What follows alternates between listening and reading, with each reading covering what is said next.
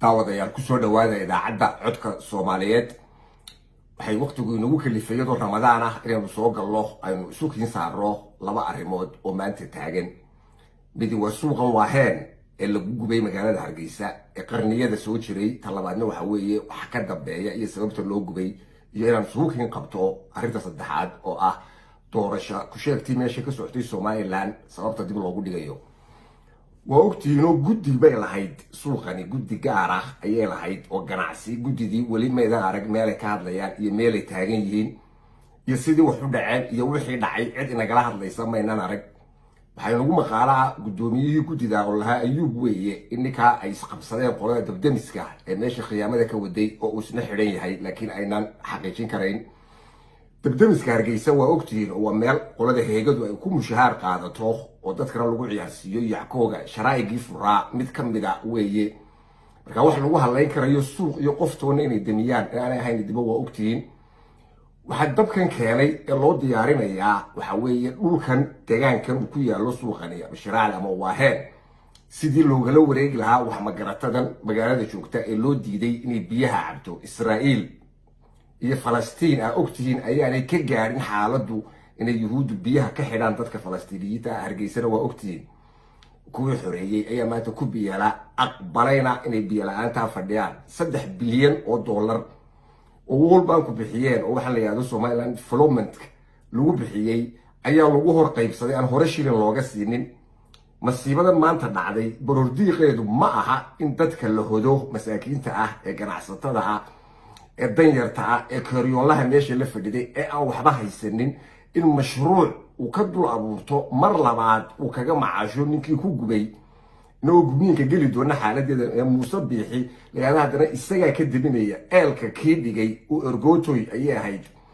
geeraarkii laga tirirayay markii dekada Berbera la xiray ee tiyadii ee laga hadlayay kii iyaga gubay ninku dilay har kuma jiido ee Soomaalidu hore u tiri kii iyaga dilay ayaa hadana la leeyahay isaga ayaa u qabanaya nasiib darrada ugu weyn ee meesha ka dhalatay waxa weeye aqoon la'aanta taala gudidii halkan markii hore ka jirtay ee ganacsigu inay soo baxdo dadka iyadu liis garayso iyadu diiwaan geliso iyadu ay urur samaysato u qaabila lacagta caalamka laga keenayo ta umadu bixinaysa ayay ahayd laakiin qowleysatadii caalamku World Bank ku sheegay ee IMF tu sheegtay ee la yiri waa burcad waa tuugii maxkamadda taagnaa isagu hadana xaakimka isu ah isagiiba hadana idii qaybinaya taa lafteeda ayaa mudarro labaad ah iyo nabar culus oo kale ku dhacay waa ogtiino 12 milyan iyo laba kale 14 milyan bay dawladda federaalka ee Muqdisho fadhida imika soo fasaxday isaga gacanta ku haya dhammaan inta soo dhaqaaqdaan dadkii danyarta ahaa ee wuxuu kaga gubteeno madaxtooyada waa inay hor tagtaan idinku caruurtiini dadkiini sida waa Ramadaan waxa ku warwareegaysay isaga idiga gubay waxba gacantaydu ugu jiraan waan halka inta la hor fadhiisto la isugu yimaado laga noogu qaybi waa ogtihiin idii qaybin maayo lacagta isaga qaadanaya kuwii hore ku nabad galay tii duufaanada ka dhacday galbeedka oo dhan waa ogtihiin uu qaatay tii COVID-19 ka dawadii bilaashka ahayd in suuqa isaga caruurtiisu ku iibinayaan waa ogeydeen tii abaaraha foosto biyo awal laga waayay tanna waba ka sii daranto waa tii loogu talagalay dhulkan in la idagaga qaado laydiina soo hoos galo laydigu soo hoos dhunto ninkan meesha maayirka ka ah ee ina mooge ninba hore loo war hebel waa firiido wuxuu wali meeshu ku fashilmay baan la gaarin ina mooge maanta halkii wuxuu maraya uu ku fashilmi lahaa ama inuu meel yar yahay ay ku cadaan lahayd waayo lacagtan dadka lagu qoray iyo ninka lagu qoray waxay doonayaan lacagtan in iyagu qaataan oo la dhaqaaqaan guddi madax banaan oo baadhis ah oo United Nations ka socota la isma weydiin su'aashan meeshan maxaa gubay sidee u gubatay dabka inta la eegayso isu qabsaday maxaa loo damin kar waayay waa in guddi United Nations kuleeday sidii arrintii magaalada Beirut dekedeeda ka dhacday ee loo saaray ee la ogaaday in meesha kiimika taalay alxanne ka socday ama welding labadaas markay is qabsadeen qarixii meesha ka yimi ee dekeda gubay 50 kilomitir ee Hargeysa ee suuqan waaheen ee sidan degdeg ah isu qabsatay ma kiimika taalay ma batrool baa Muuse Biixi reerkiisu dhigeen lagu gubayo ma wayradan dabka la isugu gudbiyo waayo waxa meesha ka dhacay dab caadi iyo qol gubtay iyo laba qol iyo maqsin iyo bakhaar iyo saddex midna mu ahay imikana waa arkaysaa laba soo hadal qaadin guddi daaqiliye iska ilow oo taade waxba barkooda inay ka soo baxaan kaba filayno in loo qabto weeye guddi United Nations ka oo baaritaan ku samaysan sidii Beirut Rafiiq Hariri dilkiisii ku samaysa arrintani waxay degdeg ii soo xusuusisay markiiba fiilka inaan hore u galay dabku markuu ka dhacayay suuqa waaheen 1990 magaalada Moscow ninkii musuqmaasuq ahaa ee meeyarka ka ahaa Yuri Lushkov ayaa marba daar weyn gubi jiray habeenkii isaga maafiyada ula socda sida halkan uga dhacday subaxina la baroor diiqi jiray gelinka dambena waxa dhulka laga iibin jiray dadkii baa mushtarka ah ee galbeedka ka yimaadaan Soviet Unionki baabay teedii ayaa halkan maanta ka socota oo aan shaki igaga jirin qolooyinka mucaaradka ah qolooyinkii isliisgaraynta lahaa ee waaheen ee ganacsatadu waa inay soo baxaan guddi iyagu ay leeyihiin lacagtan already lagu soo shubay 14 milyan ee federaalka ee maanta taala madaxtooyada oo Muuse Biixi dhex fadhiyana waa in dadku dhaqaaqaan oo ugu tagaan halka la istubo iyadoo liisaskii la sito la isku liisgareeyay kadibna noo qaybi la yiraahdo waayo isaga ayaa laga doonayaa in waxaan dib u dhiso oo gubay taasi mid federaal la saaran maaha mid World Bank saaranna maaha dadku sidoo noolaan lahaa baa la doonayaa waa Ramadaan waa abaar xaruunkii foosho xuma ayaa imika laga soo doogayay intaas oo dhan ma wada xamili kartaa in kasta hore waxa xamilteen waxa iyo wax ka badan ba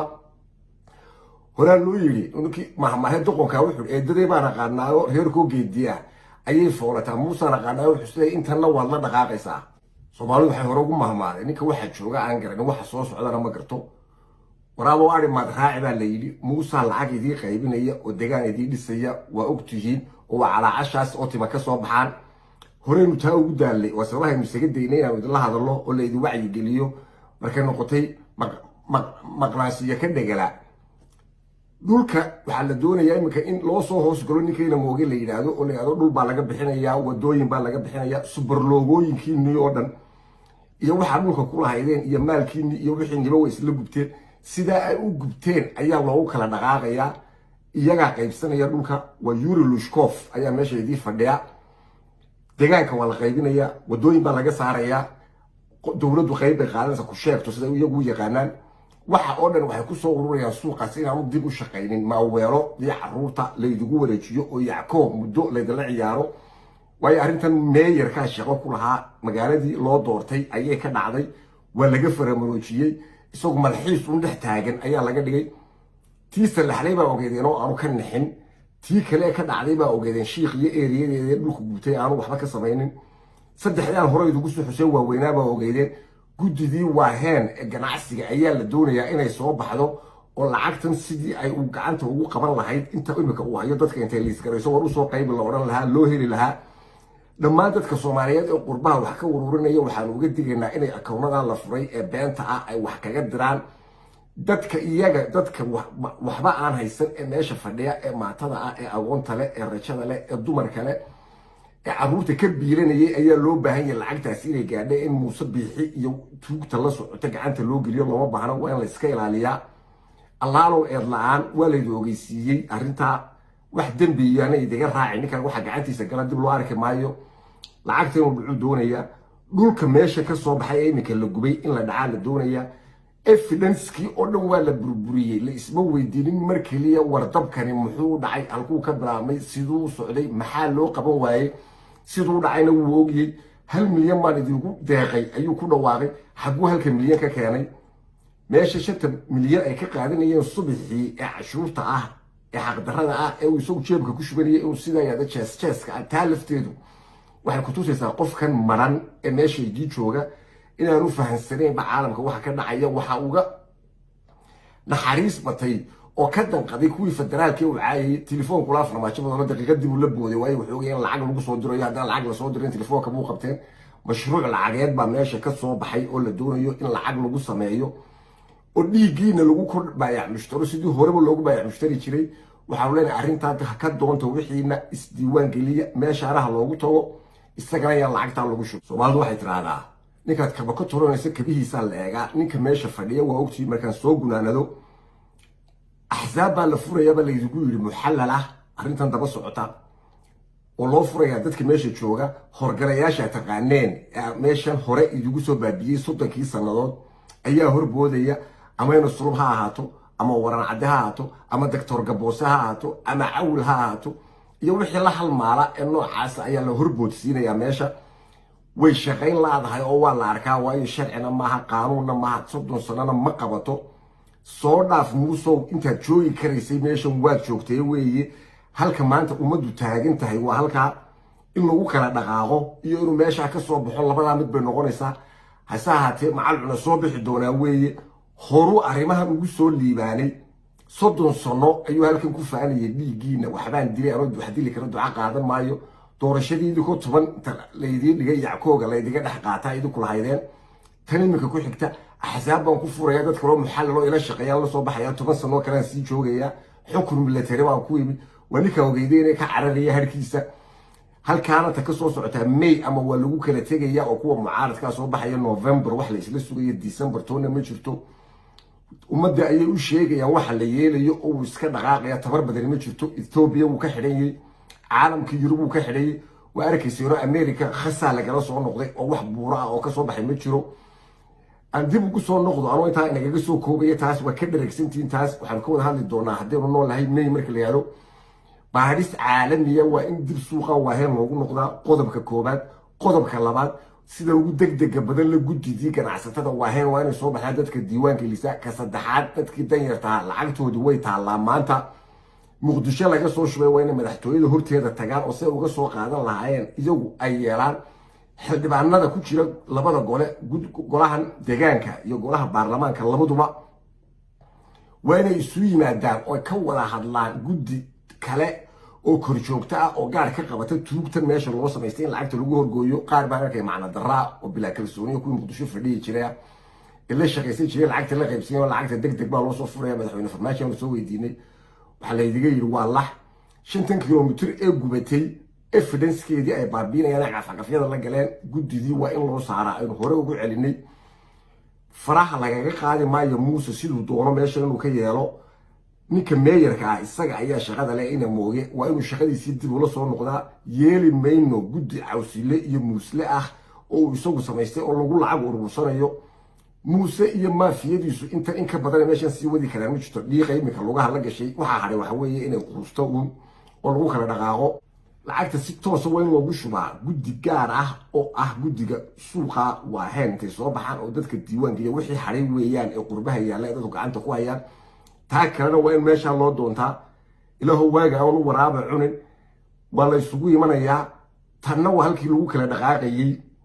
inta qodobu ka leeyana waa tan dhulka in lagu boobana waa la doonaa dhulkaasi dhul uu liqi karana maaha uu ku marganaya waa halkii ku kala dhaqaaqi lahayn